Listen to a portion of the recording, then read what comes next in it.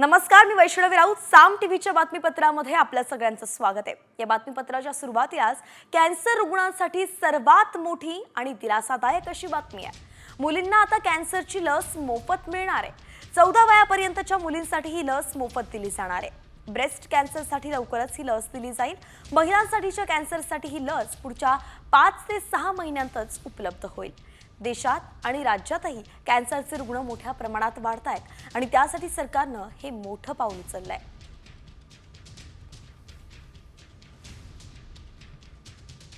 कॅन्सरचं प्रमाण एका बाजूला शहरी भागात आणि ग्रामीण भागामध्ये सुद्धा वाढतंय. पहिल्या टप्प्यामध्ये काही आरोग्याच्या संबंधित ज्या काही प्रश्न तयार व्हायचे त्यातला एक व्यसन असेल तर कॅन्सर व्हायचा, ब्रेस्ट कॅन्सर हा महिलांच्यामध्ये व्हायचा असं आपण बघत होतो. परंतु आज लहान मुलांपासून सगळ्यांच्याकडे ज्या पद्धतीचं कॅन्सरचं प्रमाण वाढतंय तो चिंताजनक विषय आहे.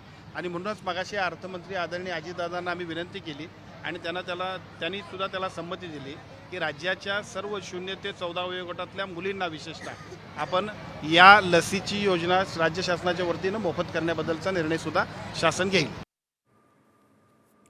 तर जीवघेण्या कॅन्सरवरती मात आता करता येणार आहे. राज्यातल्या 0 ते 14 वयाच्या मुलींना मोफत लस मिळणार आहे. पुढच्या 5 ते 6 महिन्यांत कॅन्सरवरची लस उपलब्ध होणार आहे.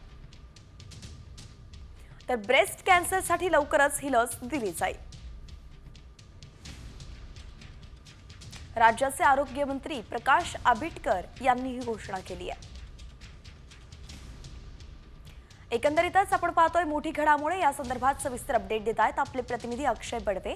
अक्षय, काय सांगाल? ब्रेस्ट कॅन्सरसाठी आता मोफत लस दिली जाणार आहे. इतर कोणत्या कॅन्सर प्रकारांचा यात समावेश होऊ शकतो?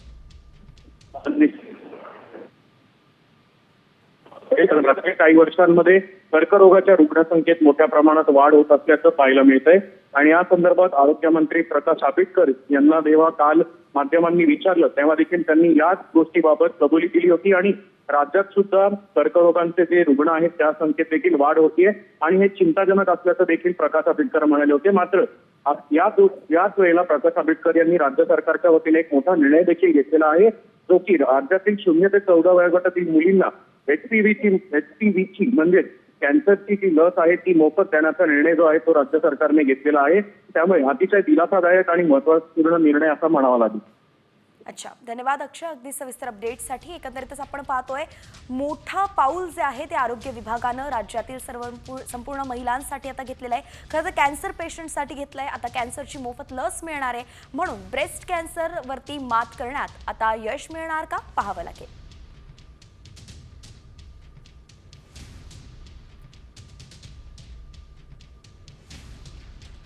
यानंतरची सर्वात मोठी बातमी आहे ती फसवणुकीबाबत. कारण राज्यातल्या पोलिसांचीच फसवणूक करण्यात आली आहे.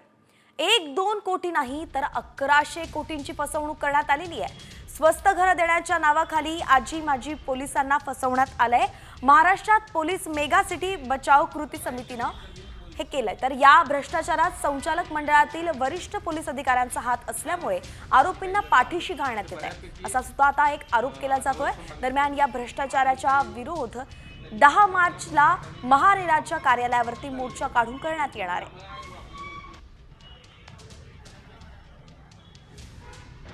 पुणे येथील महाराष्ट्र पोलीस मेगासिटी गृहनिर्माण संस्था 2009 साली 7000 आजी माजी पोलीस अधिकाऱ्यांच्याकरता बनवलेली होती. या संस्थेत 2009 सालापासून आज अखेर एकाही सभासदांना घर मिळालेलं नाही. ह्याच्यात जवळजवळ 1100 कोटी रुपयांची फसवणूक झाली. ह्याच्यात रेरा, सहकार विभाग वगैरे विभागाकडे आपण वारंवार तक्रारी करतोय, परंतु सर्व शासकीय अधिकारी हे बिल्डर आणि संस्थाचालक यांना सहकार्य करत असल्यामुळं सभासदांना न्याय मिळत नाही. आणि यानंतर राज्यभरातील इतरही बातम्यांचा वेगवान आढावा घेऊया टॉप 50च्या माध्यमातून. बीएमसीच्या गट अ खात्यात नियुक्तीसाठी घेण्यात आलेल्या परीक्षेचा पेपर फोडल्याचा आरोप 500हून अधिक अभियंत्यांनी केलाय. या घोटाळ्याच्या चौकशी मागणी करण्यात आलेली आहे. चौकशी होईपर्यंत परीक्षेचा निकाल लावू नये अशी ही मागणी. तर ही परीक्षा पालिकेनं IBPS या संस्थेमार्फत घेतली आहे.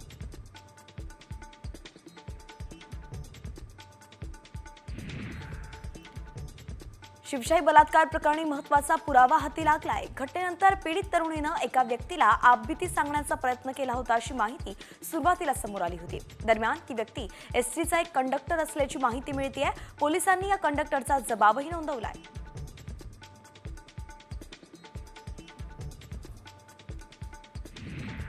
दिल्ली सरकारनं 31 मार्च 2025 नंतर 15 वर्षांहून जुन्या पेट्रोल वाहनांना पेट्रोल दिलं जाणार नाही असं सांगितलंय. शहरातील प्रदूषण रोखण्यासाठी दिल्ली सरकारनं हे पाऊल उचललंय. तसंच दिल्लीत 90% सीएनजी बसेस डिसेंबर 2025 पर्यंत हटवण्यात येतील आणि त्याऐवजी इलेक्ट्रिक बस सुरू होतील.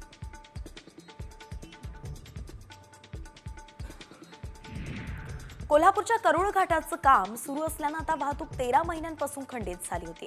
पण आता हे काम अंतिम टप्प्यात आल्यानं एकेरी वाहतूक सुरू करण्यात आली आहे. त्यामुळे वाहन चालकांसह प्रवाशांना दिलासा मिळालाय.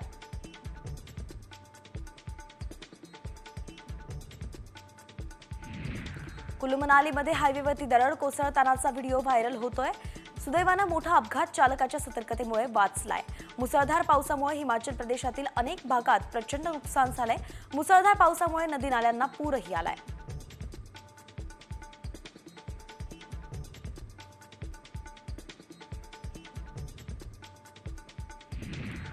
राहुल गांधींना नाशिक कोर्टात प्रत्यक्ष हजर राहण्याचे आदेश देण्यात आले. भारत जोडो यात्रेदरम्यान स्वातंत्र्यवीर सावरकरांबाबत केलेल्या वादग्रस्त वक्तव्याप्रकरणी राहुल गांधींच्या विरोधात नाशिक कोर्टात याचिका दाखल आहे. सुनावणीला ऑनलाईन हजर न राहता प्रत्यक्ष हजर राहून जामीन घेण्याचे आदेश न्यायालयानं दिलेत.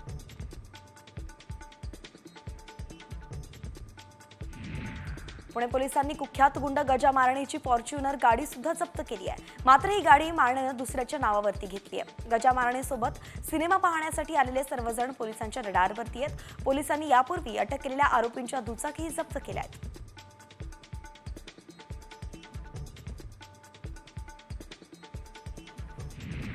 नाशिकमधील एका कॅफेवरती भाजपचे आमदार देवयानी फरांदे यांनी पोलिसांच्या मदतीनं थेट छापा मारला. यावेळी कॅफेत अश्लील चाळे चालत असलेलं समोर आलं. तरुण आणि तरुणींना या पोलिसांनी ताब्यात घेतलंय. तर कॅफेच्या नावाखाली तरुण तरुणींना 100 ते 200 रुपयांत रूम देण्यात येत असल्याचा प्रकार कॅफेत सुरू होता.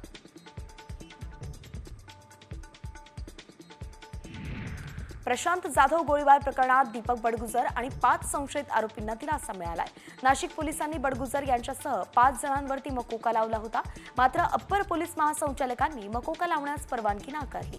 दीपक बडगुजर हे ठाकरे सेनेचे जिल्हा प्रमुख सुधाकर बडगुजरांचे पुत्र आहेत.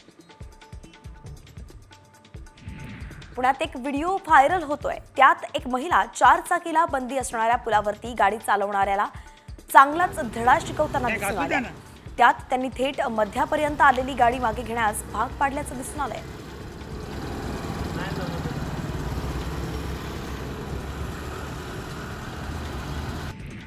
तुम्ही हॉटेलमध्ये रोटी खात असाल तर 100 वेळेस विचार करा. कारण एका हॉटेलमध्ये कर्मचारी अस्वच्छ पाण्यात पीठ मळताना दिसतोय. पीठ मळण्यासाठी घाणेरड्या पाण्याचा वापर करत असल्याचा व्हिडिओ समोर आलाय आणि यानंतर पोलिसांनी हॉटेल मालक आणि कर्मचाऱ्यांच्या विरोधात FIR दाखल केली आहे. ही घटना उत्तर प्रदेशच्या कानपूरमधली आहे.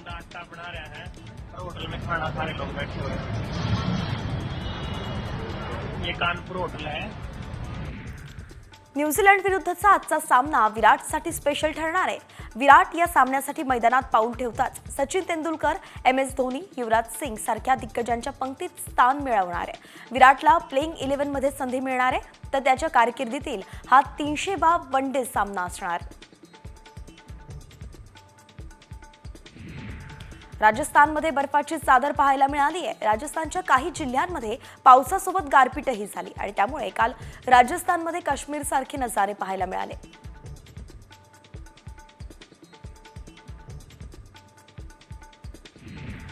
आष्टी तालुक्यात कामावरून घरी जाणाऱ्या तरुणाच्या पॅन्टच्या खिशातच मोबाईलचा अचानक स्फोट झालाय. तरुणाच्या हाताला आणि मांडीला भाजलंय. शनिवारी सायंकाळच्या सुमारास ही घटना घडली आहे. रोहित घोडके असं जखमी तरुणाचं नाव आहे. अचानक हा स्फोट कसा झाला असा प्रश्न आता उपस्थित होतोय.